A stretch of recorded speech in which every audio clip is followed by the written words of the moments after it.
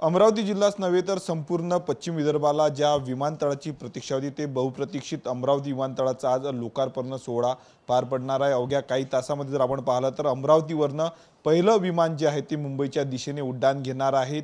आपल्या सोबत बोलण्यासाठी बडनेराचे आमदार रवी राणा आहेत। भाऊ काय सांगणार, ज्या विमानतळाची बहुप्रतीक्षा होती गेल्या अनेक वर्षांपासून ते विमान आज उडणार आहेत, जे आहे ते उत्सुकता संपणार आहे, काय सांगणार?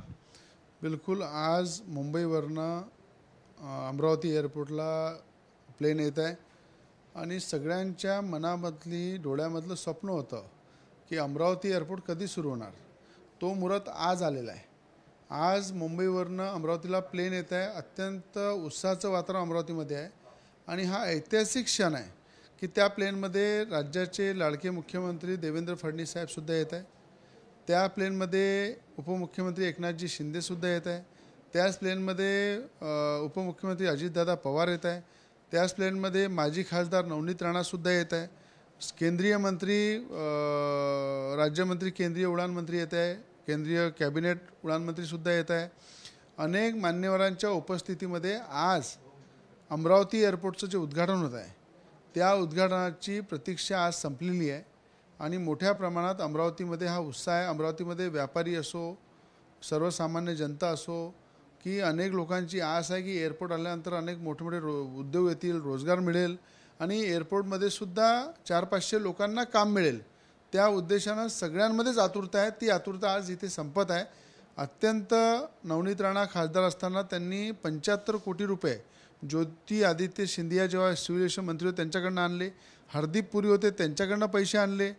आता या ठिकाणी तुम्ही पाहिलेलं आहे की देवेंद्र फडणवीस जेव्हा CM होते त्यांनी MSIDच्या माध्यमातून तिथे पुन्हा रनवेचं काम केलं, प्लॅटफॉर्म तयार केला।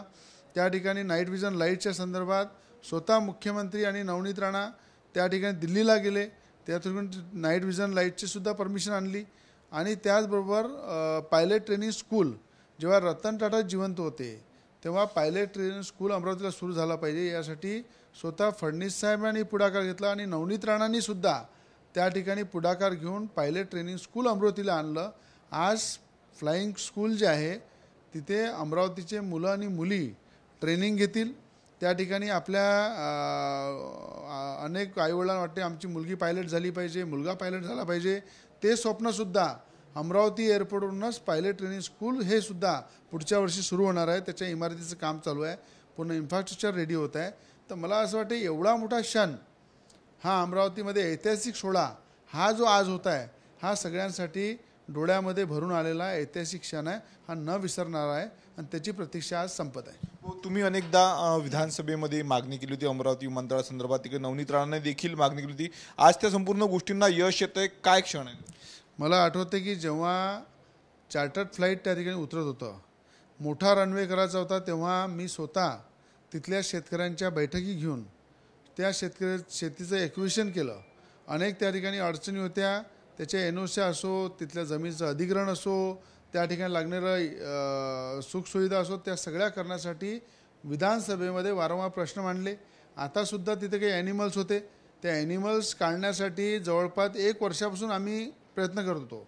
पण देवेंद्र फडणवीस साहेब मुख्यमंत्री झाल्याबरोबर ताबडतोब त्या पांडे मॅडम ज्या एअरपोर्टच्या त्यांनी चांगली इथे मेहनत करून त्या ठिकाणी यंत्रणा दिल्या, 50 लाख रुपये निधी मंजूर केला आणि सगळे जे तिथे रोई आहे, हरणं आहे, हे सगळे जनावरं आम्ही बाहेर काढले की ते जर काढले असते तर रनवेमध्ये एखादा ॲक्सिडेंट झाला असता, दुर्घटना झाली असती। म्हणून ते जनावरं काढण्यासाठी सुद्धा राज्य सरकारने पुढाकार घेतला आणि ते जनावरं बाहेर काढले।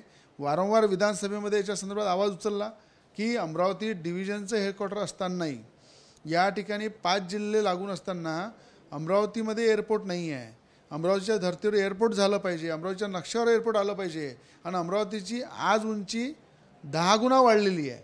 तर डिव्हिजनचं हेडक्वार्टर असल्यामुळं यवतमाळ, अकोला या परिसरातली सुद्धा पॅसेंजर हे अमरावतीवरून बसतील, अमरावती एअरपोर्ट बसतील, मुंबईला जातील आणि येणाऱ्या काळामध्ये स्टार एअरलाईन, इंडिगो एअरलाईन हे सुद्धा आम्ही चालू करत आहे।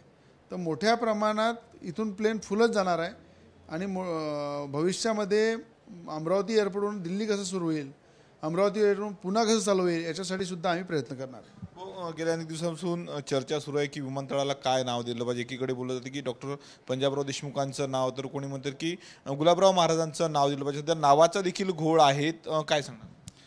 नाही, मला जर वैयक्तिक विचारलं तर मला वाटते देशाचे कृषी मंत्री होते भाऊसाहेब पंजाबराव देशमुख.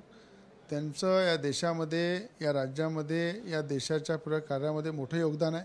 तर भाऊसाहेब पंजाबराव देशमुखांचं नाव दिलं पाहिजे, हे वैयक्तिक माझं मत आहे. आणि ते मला असं वाटतं की ते निर्णय राज्य सरकारचे आहे. राज्य सरकार निर्णय घेईल, पण राज्य सरकारचा एक घटक म्हणून डॉक्टर भाऊसाहेब पंजाबराव देशमुखांचं नाव मिळालं पाहिजे, याच्यासाठी मी सुद्धा प्रयत्न करणार आहे. तर हे आमदार रवी राणा होते. गेल्या अनेक वर्षांपासून प्रतीक्षा होती अमरावती विमानतळाची की अमरावती विमानतळ केव्हा चालू होणार आहे. तो क्षण आलेला आहे आणि अवघ्या काही तासामध्ये पहिलं विमान जे आहे ते अमरावतीवरनं मुंबईच्या दिशेने रवाना होणार आहे. कॅमेरामॅन अनिकेत दातोंडेसह मी स्वप्नील उमाप, TV9 मराठी, अमरावती.